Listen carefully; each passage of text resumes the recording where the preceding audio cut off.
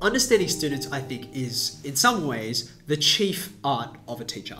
And it's very challenging because it's a personal thing, relationship with the kids and what matters to them and what motivates them.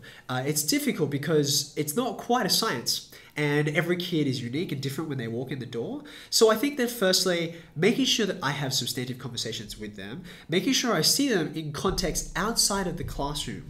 All of these things contribute to understanding, all right, what's important to this student. What is it that will be the part of their life that I can connect to mathematics and help them to realize, oh, this is worth doing, It's very frequent for me to work with students who have no interest in proving that triangles are congruent to one another and understanding the sufficiency conditions for different categories of quadrilaterals. But if I can say, well, you know what? Those of you who are heading into a trade, this trigonometry is going to be so important to you.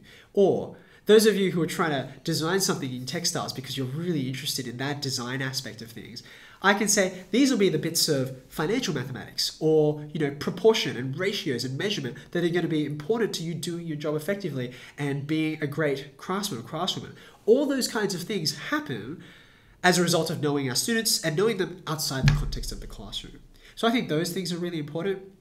I also reckon that the assessment that I do with students in formal structures, their big exams, their big ticket assessment tasks twice a year, and also the regular little tasks are so vitally important. So I think that I gain a lot out of making sure students are regularly being exposed to, okay, this is what it means to articulate my understanding and express it.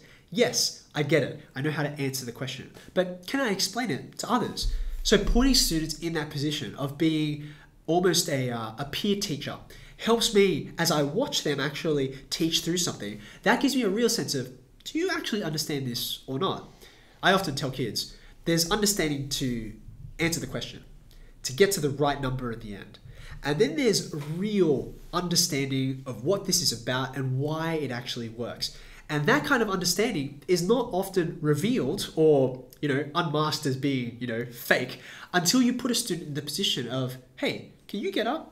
Show me this on the whiteboard, or get into pairs, get into groups of 4, explain that question. You can prepare, take as much time as you like to wrap your head around the question, but then I want you to stand there. Be ready to take questions. Be ready to be scrutinized in terms of your understanding. I feel like those are the most effective mechanisms for assessments that I can use in my classroom from day to day.